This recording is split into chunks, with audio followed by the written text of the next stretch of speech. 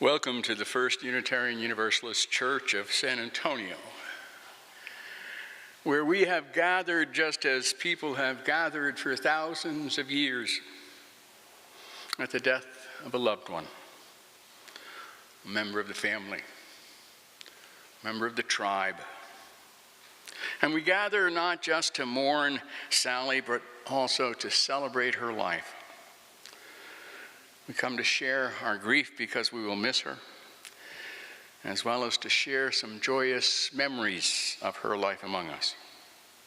We come to find comfort from one another and all our separate religious searches for meaning and spiritual direction, as well as to give comfort to the family and to one another.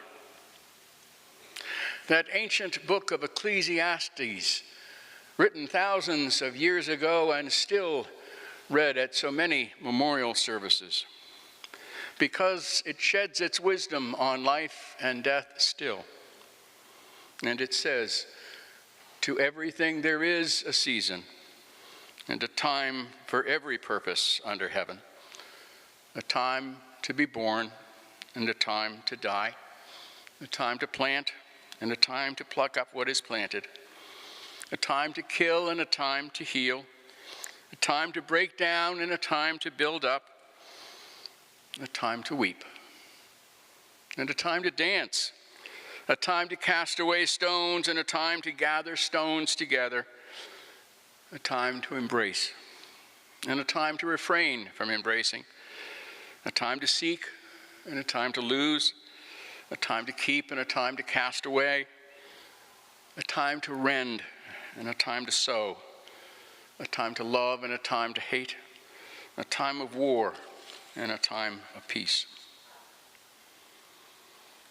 But not many people realize that that passage ends with a question. And the question is, and when it comes down to it, what gain has the worker from his or her toil?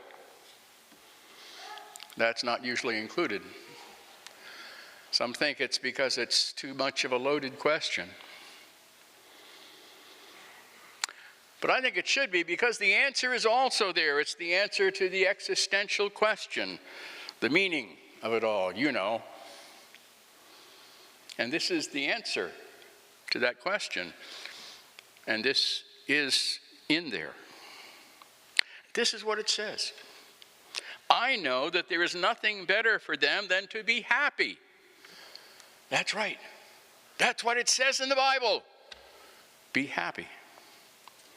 And to enjoy themselves as long as they live. That it is God's gift to us that everyone should eat and drink and take pleasure in all their work. Imagine. And that's what Sally did. Sally took pleasure in her family, in her work, in eating and drinking, moderately, of course. But she took pleasure in her life. And that's what I think it says for us to do.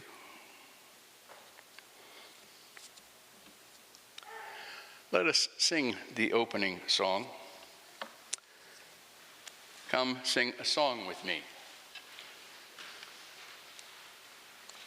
Number 346 in the hymn.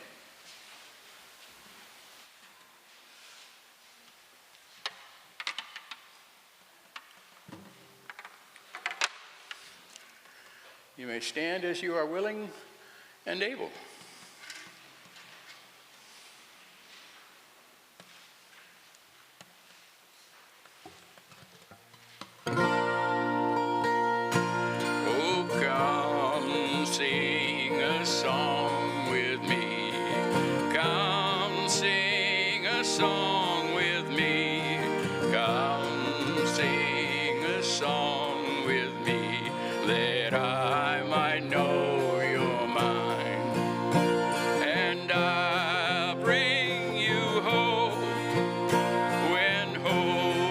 Hard to find,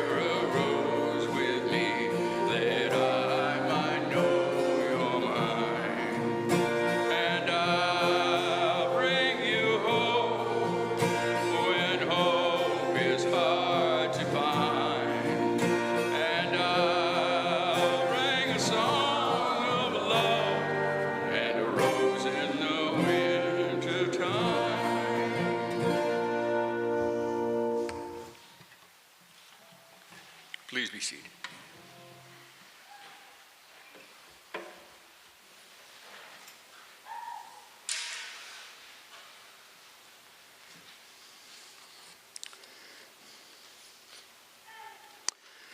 My colleague Ray Bond said, "We belong to the here and now. We did not begin when we were born. Our origin goes back to the beginningless beginning of all things. Our biography is the story of earth and sun and humankind. Do we end when we die? Something eternal is revealed in everything. Our brains and our bodies are mosaics of the same unknown that underlies the light, the star, the sea. We don't know what it is, but we live in it, and we call it life. We belong to the oneness from which we have emerged." And the Unitarian poet Emily Dickinson had a sense of humor in her poetry, though no one knew it for many years because she never published it. She seemed to write it only for herself for many, many years. And so she wrote this about death. "This world is not conclusion. A species stands beyond, invisible as music, but positive as sound. It beckons and it baffles. Philosophy doesn't know, and though a riddle, at the last, sagacity must go. To guess it puzzles scholars. To gain it, men have borne contempt of generations and crucifixion shown. Faith slips and laughs and rallies, blushes if any sees, plucks at a twig of evidence, and ask a weather vane the way, much gesture from the pulpit, strong hallelujahs roll. Narcotics cannot still the tooth that nibbles at the soul." And let me share a story from Zen that I often use because it also has a touch of humor, which, as you will find, is part of my theology. It is about a very clever student who eventually went on to become a great Zen master. And every time he broke his, and it is about the time he broke his teacher's very prized antique teacup, a very precious object. And suddenly he heard the footsteps approaching, and quickly he hid the pieces behind his back. And when his master entered the room, he said, "Master, why do people die?" The Zen master replied very wisely, "It is nature to die. It is nature's way that all things have only so long to live." The student quickly produced the broken pieces and said, "Master, it was time for your teacup to die."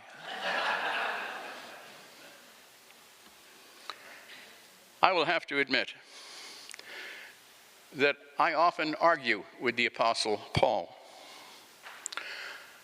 But he wrote a powerful and inspirational piece of universal wisdom in his letter to the church in Corinth. Now, not everybody knows why he had to write at least 2 letters to the church in Corinth. It was because, he said, it was a troublesome church. They argued among themselves about doctrine, unlike any churches today.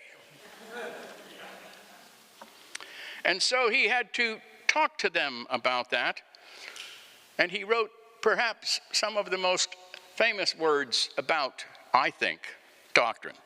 Of course, I'm Unitarian Universalist. And this is what he wrote. "If I speak in the tongues of angels or mortals, but don't have love, I am like a noisy gong or a clanging cymbal." Does this sound familiar to anyone?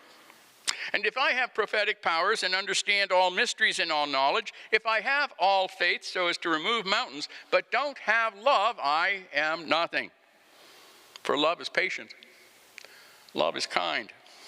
Love is not envious or boastful or arrogant or rude. It does not insist on its own way. It is not irritable or resentful. It does not rejoice in the wrongdoing, but it rejoices in the truth. And love bears all things, believes all things, hopes all things, endures all things. And love never ends. As for prophecies, they will pass away. As for tongues, they will cease. As for knowledge, it will come to an end. And now faith, hope, and love abide, these three. And the greatest of these is love. I try to read that at every memorial service because with the departed, it's important to realize that love never ends. And our love for the departed, our love for Sally, and Sally's love for us never ends.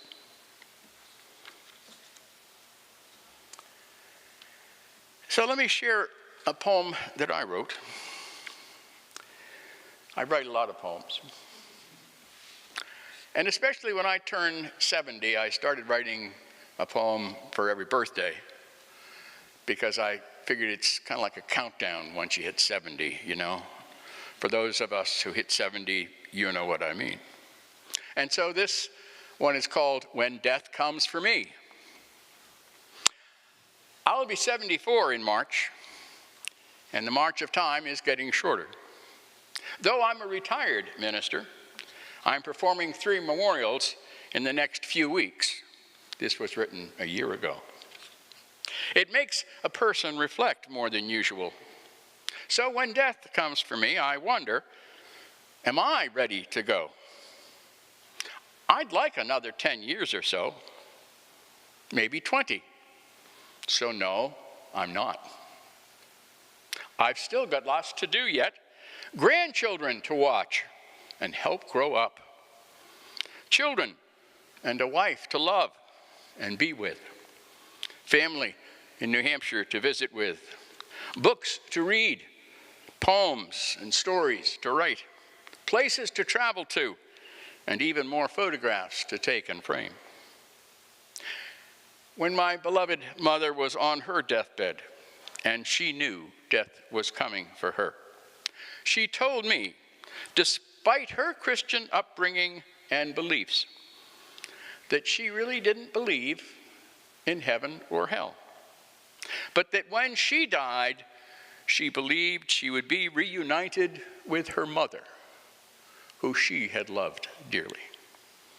And I realized that the ancient ancestor worship and mother love may be the true religion after all. For I know that love lives on, and hold to that faith, that while life, even death, may be the question, love can be the answer. I first met Sally and Bob when I came here in 1990 to be what's called the candidate for minister. You come here and meet the search committee first, and if they decide maybe you're the one, then they say you're the candidate, and you come down for a week, preach 2 Sundays, and you get to meet everybody in the church, and everybody gets to meet you and your family. Kind of like being on trial. And if they like you and decide that you're right for the church, and if you decide that they're right for you, then you become the minister. You accept the call. And that's when I first met Sally and Bob. And I liked Sally right off because I found out Sally had been born in Pennsylvania, like my wife. Indeed, not very far. My wife born in Bucks County. Sally lived not too far away, near Westchester and Mechanicsburg. She even grew up in York, where was the Unitarian Universalist Fellowship that I almost went to. I served a smaller fellowship in Bucks County and almost went to York County. I was invited to Sally and Bob's house for Easter the first year I was here as minister, because I came by myself for the first couple of months, the Kathy and the kids finishing the school year. So I was by myself. So they hosted me for Easter, and it felt like part of the family. So I've always had a special feeling for Bob and his family and Sally. And then, ironically, when we bought our home, we ended up buying it about 3 blocks away from them. We didn't even realize it when we looked at the house, because it wasn't near enough so that I saw, oh, there's Sally and Bob's house, so let's buy a house right there. But we ended up living close to them for the next 17 or 18 years, so we got to know them pretty well. I enjoyed conversations with them, and Sally especially, at church, in social conversations. And because I did a lot of counseling as well, and Sally being a PhD counselor as well, doing a lot of different counseling, we had a lot in common. She and Bob had a good marriage, and proud of her children, Bob and Brandon.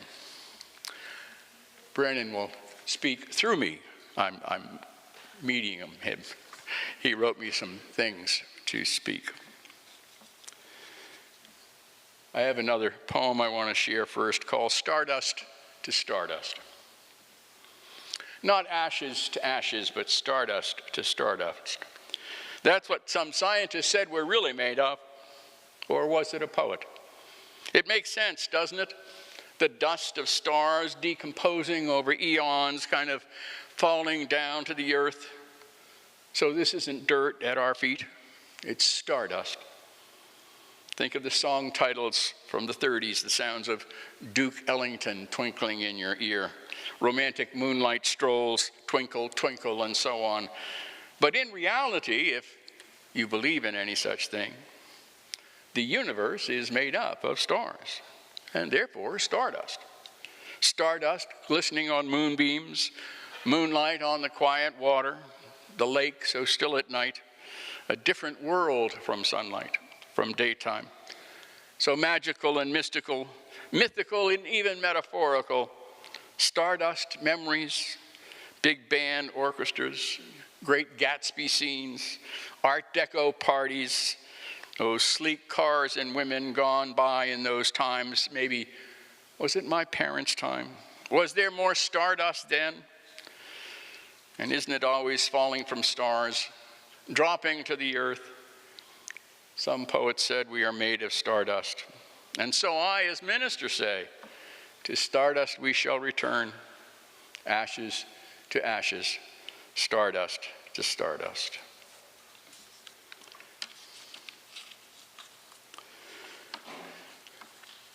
Brennan wrote this: we gather here today, celebrate the life of an extraordinary woman, my mother, Sally Dunlap. I was adopted, a fact I've never been closed off about, yet my mom loved me so deeply that I never felt out of place. Her love was a constant, like a warm blanket on a cold night. She smothered me with affection, making it easy to forget that we weren't bound by blood, but by something much stronger, unconditional love. Mom had a way of enriching every community she was a part of. She was not just a participant, but a boon to all those around her. Her warmth, kindness, and unwavering support made her a best friend to so many. Her friendships were treasures, and she was the heart of every gathering, always ensuring everyone felt welcomed and loved. She was incredibly loving and respected by everyone who knew her. Her capacity for love was boundless, touching not only our family, but extending to friends, neighbors, even strangers. She had an innate ability to make everyone feel valued and important. Her kindness was not just an act, but a way of life, a lesson she taught all of us by example. For my time on this earth, Mom was the steadfast support for our family. She taught us the true meaning of love, loyalty, and resilience. We consider ourselves incredibly lucky. fortunate to have had her guidance and love, and we are forever grateful for the wonderful moments we shared together. Our time with her was precious, and though we wish we'd had more, we cherish every memory. As we remember Mom today, let us honor her spirit with the joy and vibrancy she brought into our lives. And this is how she would want us to celebrate her life, full of color, warmth, and love. Thank you all for being here to honor my mom.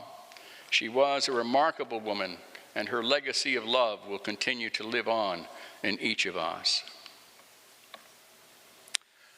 Let us take some time then, first for Bob to give her eulogy. Bob?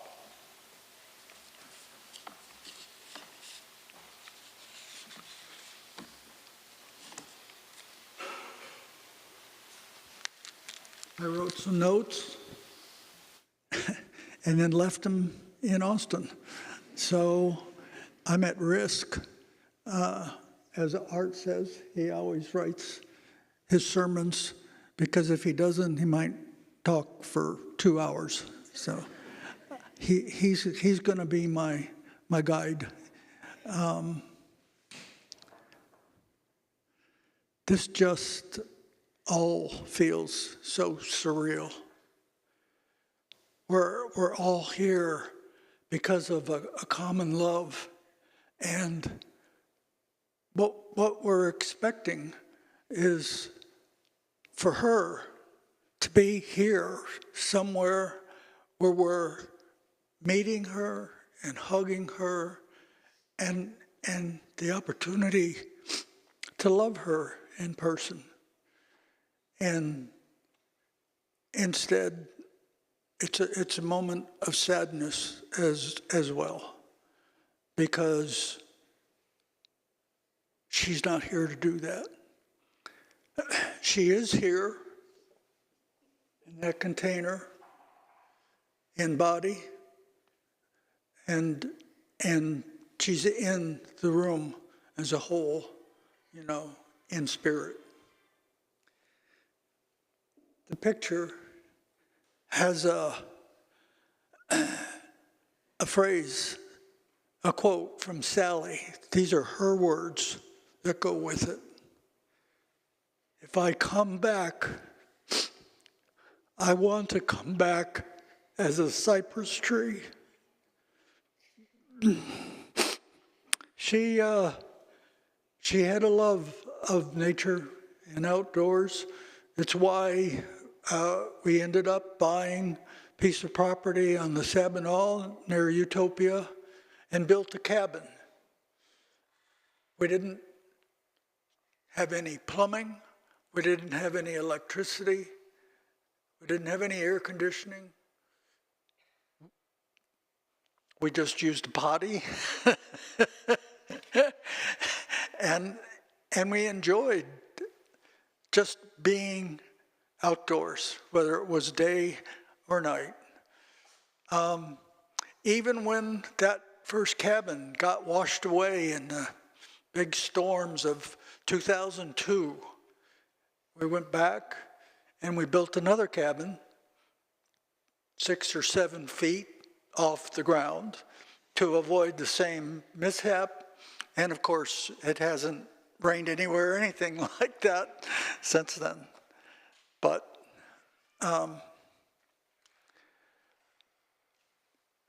Sally, family for Sally was special. If she didn't have a birth family to celebrate with, she helped to create other families that she was able to celebrate with. So her birth families,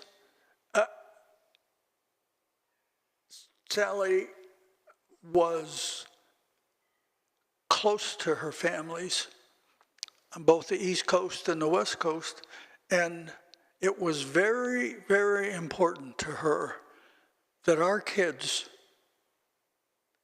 got to visit and got to know and got to love They're cousins. So we traveled. There's the birth family of the Dunlaps from York, whose her mother and father both passed away when they were, I'm going to say this wrong, I don't know, around 93. And she has 2 brothers and a sister. 5. 5 nieces and nephews. 6. Well, you're the 6th. No? There's 8 of us. Oh, that's right. 7. Oh, so much for my notes. Yeah.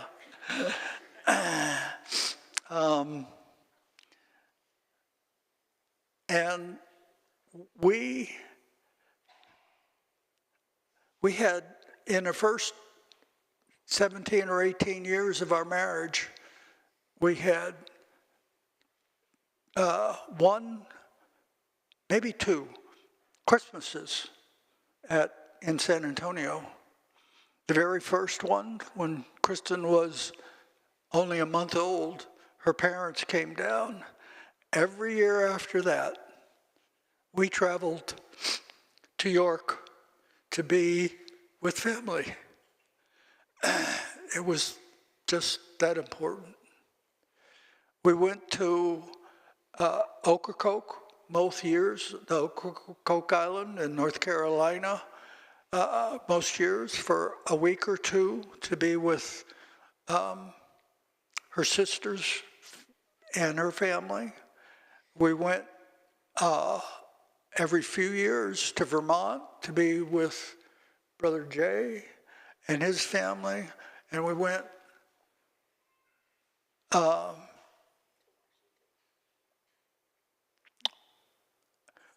well, those were our vacations. The other birth family is the Seattle family of the Pruitts. Her aunt, who was still alive at, correct me, 94? 98. Oh my God. Who has the joy of being able to watch this live being broadcast from here. She was her dad's sister, and we met the cousins at very early in our marriage, when we were able to go to the West Coast for Jay's wedding, and they were all there, and it was just a joy. I was just so accepted into both families.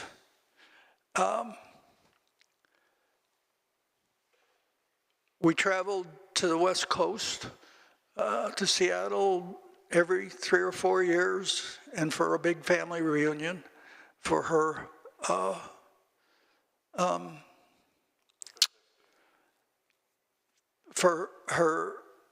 and uncle's, I think, 50th, right, anniversary.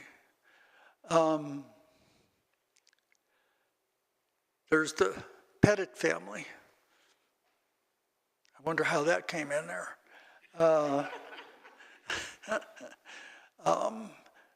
Sally never got to meet either my father or my mother. Did she meet my mother? She was? Okay, she did come. All right. So it was shortly after that she passed. My brother and his 2 daughters,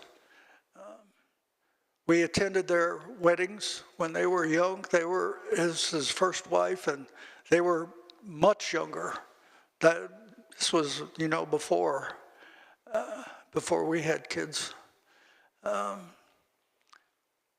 long before.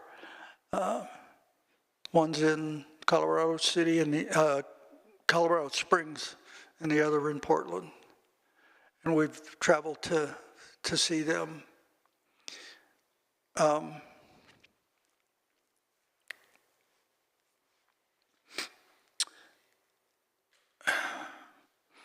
Last is a very unusual family of one, well, two, now three, I guess, that had a very, we've not seen them in a long time, but they're Brandon's birth family. They're here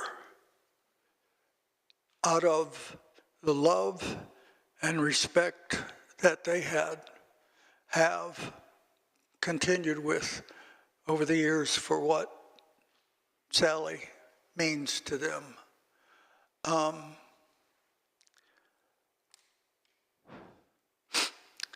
There's her extended families that started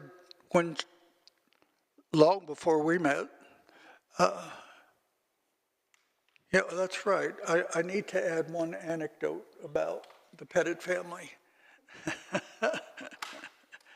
Sally was born in Pennsylvania, but the family quickly moved to Massachusetts.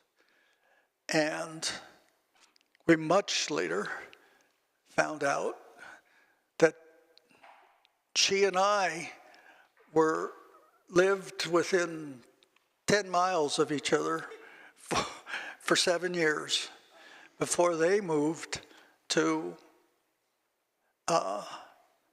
back to Pennsylvania, to York. And in a strange, small world event, at our wedding, we discovered that Sandy, my brother's second wife, was the best friend of Sally's babysitter. And she knew everybody in the family when they arrived.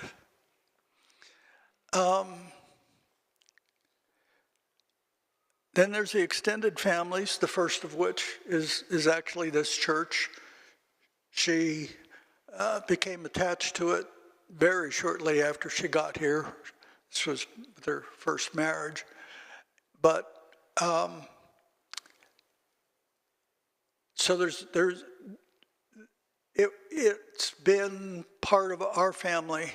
Our kids came here, and there's a few friends that are here from the church.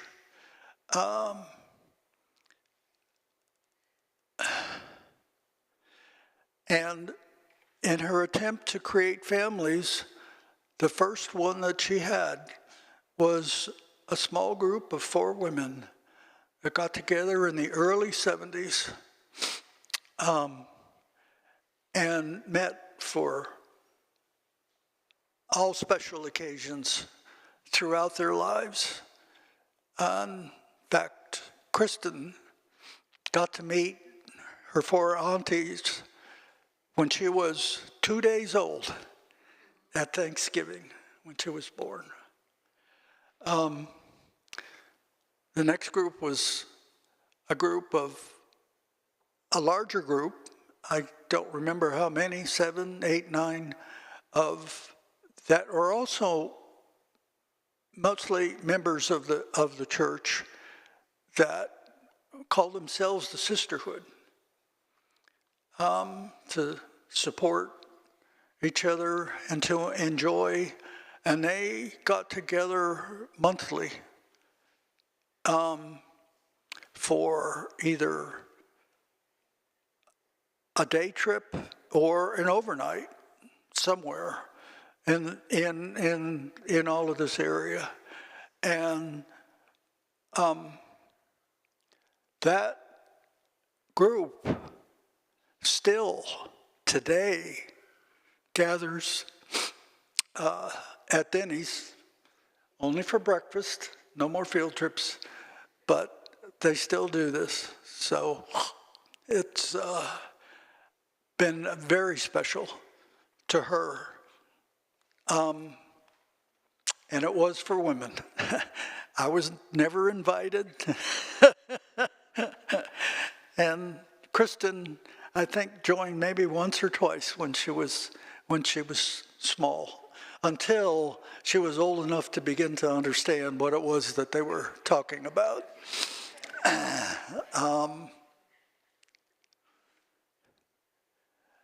The next group was much later. That's after I came along, and it was a group that she helped to form called a gourmet group. There's four women, her included, that were friends or knew each other and had a special interest in wanting to enjoy food and wine, sometimes lots of wine, and cook special recipes that they would look up and find. And even the men were invited to participate in those. So, and we met for,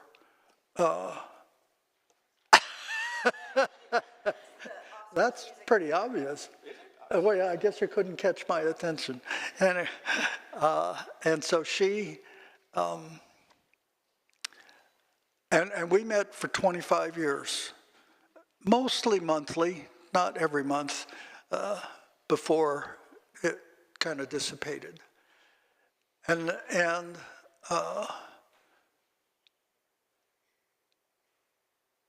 the last group that she helped to put together was when Kristen was born.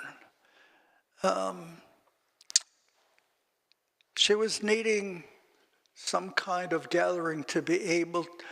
We were almost 40 when that happened, so she was needing some kind of a group that we could share time with.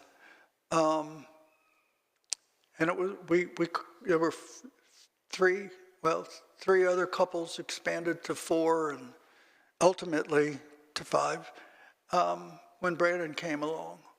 And we met monthly at someone's house and commiserated about our issues. We called it the play group because the kids would get together and play, but it wasn't really for the kids, it was really for the adults.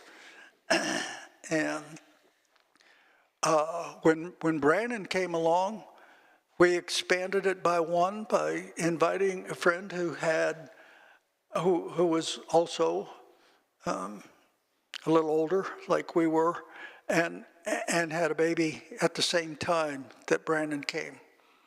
So, and that group is still getting together. We made it through the COVID by going on to Zoom, and we still gather mostly monthly by Zoom.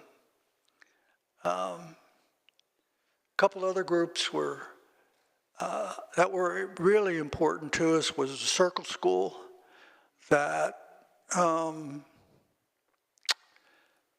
Kristen went to, and the school almost died, and about 6 or 7 families came together and revived it. This was in the early 90s, and the Circle School is still in existence. It's still going, thriving, yeah. And when we revived it as a co-op. So it was just a nonprofit before that, but it continued as a nonprofit, but as a co-op. So it's run by the families.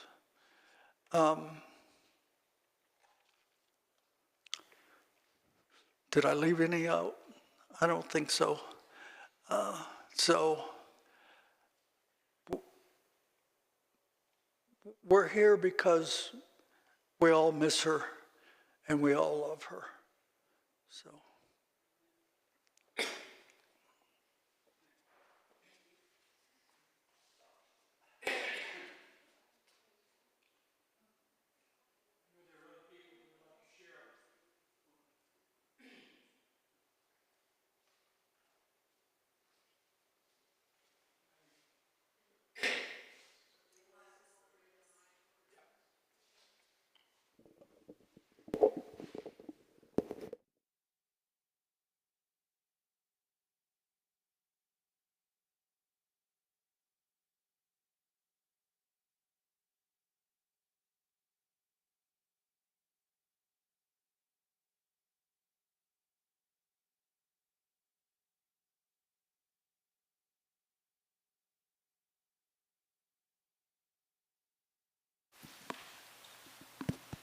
It's on.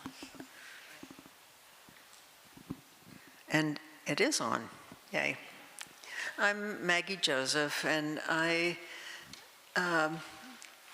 when I joined this church in July of 1973, Sally was one of the very first people that I met.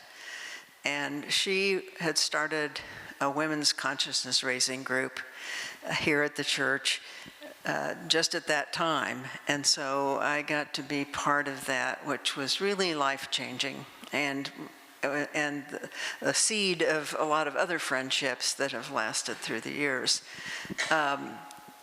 She was so wise and so excited to share what she knew and to find out what other people knew and to enjoy this community that formed from that. And it went on for many years. It gradually diminished down, and at the end it turned into just maybe 5 of us that were decided, okay, we really have to just call ourselves a private group at this point.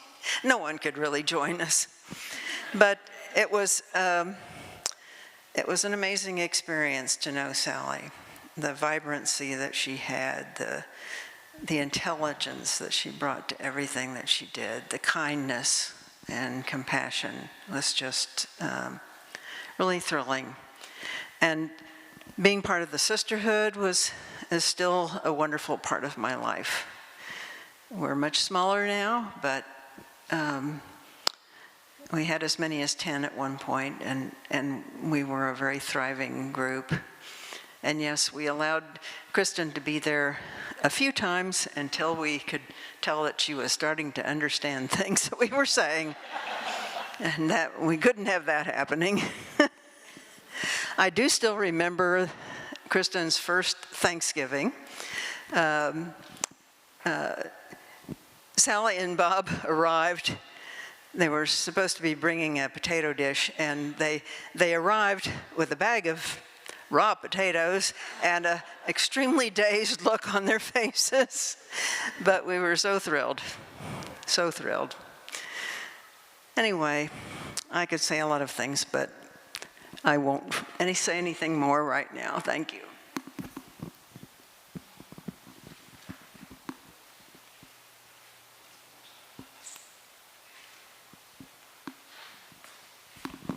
Hi there.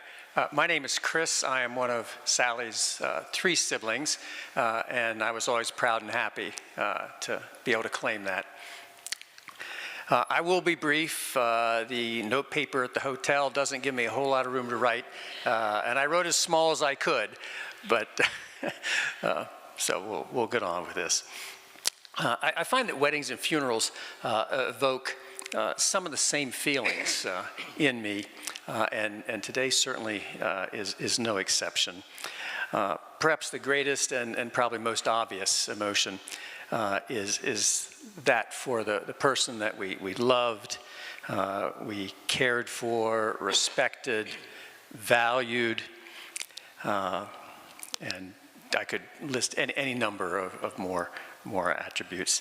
Less obvious, though, to me anyway, is the emotion or the feeling of how lucky, how fortunate I was to have shared my life with Sally. So today, I want to recognize and share with you just some of the reasons why I felt or why I feel I was so lucky.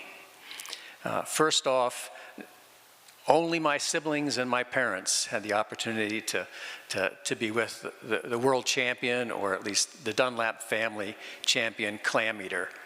One evening on one of our cherished Martha's Vineyard vacations, she downed 84 clams. And that was a record I was not going to try to surpass, although I think I tried a few times, but unsuccessfully. I don't remember, and you'd have to ask my mother to do. I remember her as a devoted and very intense progressive rummy player. In our childhood, we spent many an evening down in our home basement playing, and I'm sure we must have had wonderful talks, but as children, you don't think about that. All you think about is winning that darn game. Right? As I got a little bit older, and I nervously awaited my first date, I remember asking her for some advice. I remember asking, well, what am I supposed to talk about with this girl? And she said, Chris, you don't have to talk all the time. Sometimes silence is just fine. And I have found that to be good advice. When I got a little bit older, she gave me my first taste of college life. And I would say my first taste of rum and Coke as well at her cherished University of Delaware.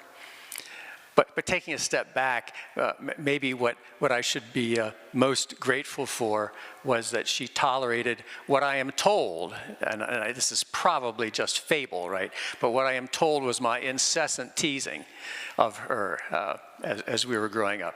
And I was always so grateful that as we became adults, that she never seemed to have resented that or even remembered it. And I'm sure it probably was as bad as I'm told it was.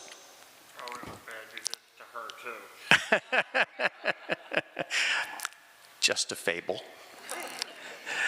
The greatest gift, however, and why I am so lucky, is that throughout my life, I always knew that I had a sister who loved, cared, valued, and was interested in my life. As adults, though we always lived far apart and saw each other rather infrequently, I still knew in my heart that she'd be only a call away if I needed her, and I will miss that. Thank you.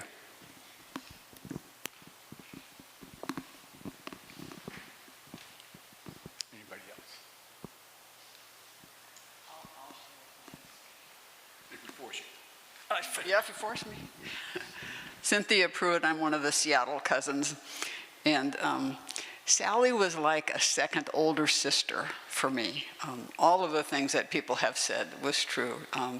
She was loving, interested, and I remember the first time I visited San Antonio, I came for a professional conference, and I was young. I was a young adult, and I was a little anxious, and she figured that out, and I arrived in my hotel room, and there was flowers there from Bob and Sally, and they took me to their house for dinner later during the conference, and I remember sitting there and smelling jasmine and looking at the pecan tree.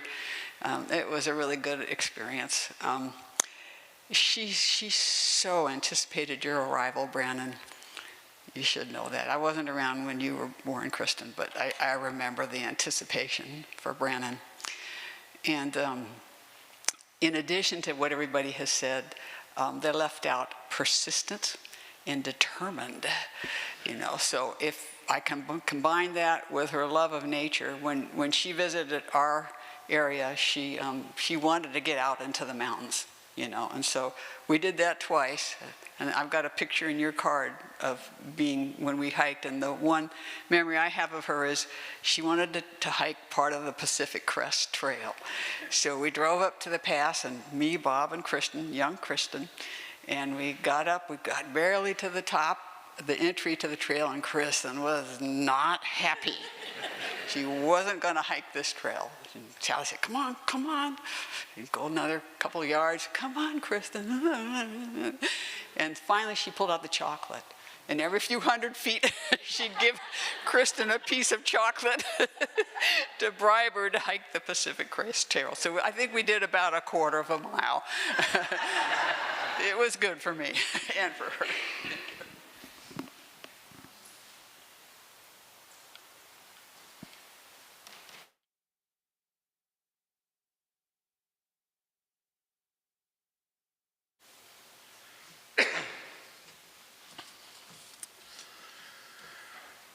Transforming a relationship. As you can tell, death does not end a relationship. It merely transforms it into, maybe even onto, a spiritual plane which exists in our hearts, our memories. The earth opens wide and swallows the empty body husk. Words are uttered as best we can string them together. Poems and maybe Bible verses are read. A song is sung. Poems. Tears maybe water the grave, a part of the very ground we stand on, connecting gravestones and lost wandering souls right up to us. For she has returned now to endless beginnings, beyond flesh and blood, beyond particular belief, above doctrine and preacher. We will speak to her now, perhaps, in the clouds, the wind, and the rain, and we will live out the part of her which is within us, which is passed on to loved ones. The wonderful UU poet May Sarton wrote in her book, her poem, All Souls, "Did someone say there would be an end to love and mourning? What had once been so interwoven cannot be raveled, nor the gift ungiven, nor the dead move through us still glowing. Mother and child, lover and lover, loved, mated, are wound and bound together and inflowing. What has been plated cannot be unplaited, only the strands grow stronger and richer with each loss, and memory makes kings and queens of us all. Dark into light, light into darkness spin. When all the birds have flown to some real haven, we find shelter in the warmth within, listen and feel new cherished, new forgiven. All the lost human voices speak within us, through us, blend our complex love, our mourning without end."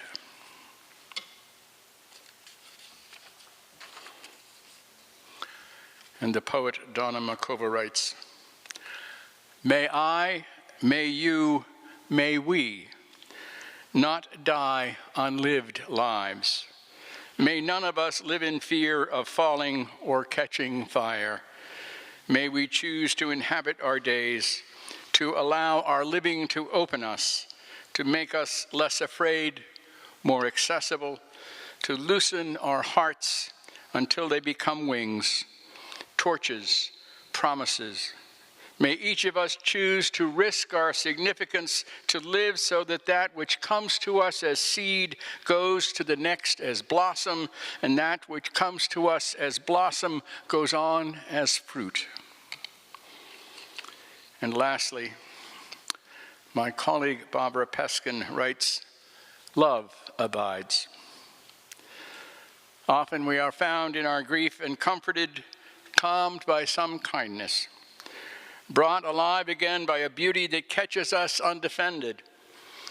And even when the sun is most thin and far, even at the hour the storm is at its height, we can go through renewal, nesting within sorrow, for love abides, even beyond anger, beyond death. We are held in an embrace invisible but infinite, moving with all creation between wholeness and fragmentation, moving always toward the one. Small joys and great sorrows pass, and we with steps uncertain move on to whatever is next, but continually seen, heard, held by life intense, by life infinite and remote, intimate and abiding. Love, do not let us go. Amen. Peace. Shalom. Peace in Hebrew. Assalamu alaikum. May peace be upon you in Arabic. Abrazos a todos. Hugs all around in Spanish. Namaste, which is the Hindu greeting the divinity within you and the divinity within me. And one more blessing from Spanish I learned long ago. To say goodbye, you say vaya con Dios, which means literally go with God, but they mean it just to mean goodbye. And so I changed it to go vaya con su Dios, go with your belief, your idea, your love, your God. And then lastly, Ometake Oyasin, from the Ojibwe, which means we are all related. Blessed be. May it be so.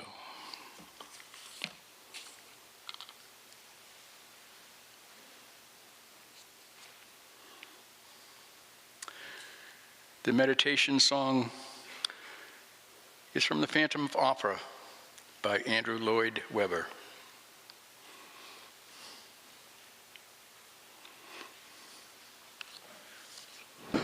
This Phantom of the Opera was one of Kristen and Sally's favorite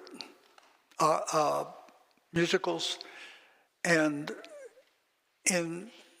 near the end, Sally was in the hospital, and Kristen pulled up Phantom of the Opera from Spotify, and they started to sing together, and we played the music for her to help her to calm and to get to sleep. And we played this music until the day she died. This recording that you're going to see was adapted and sung and recorded by Kaylee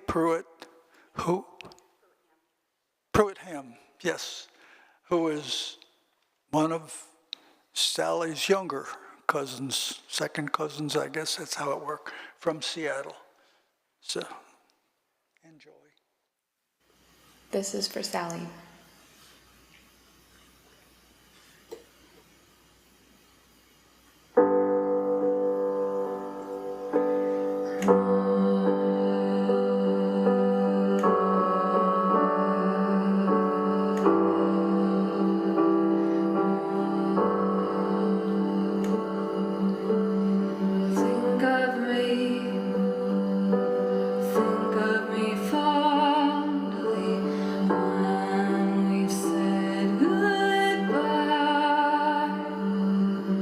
Remember me once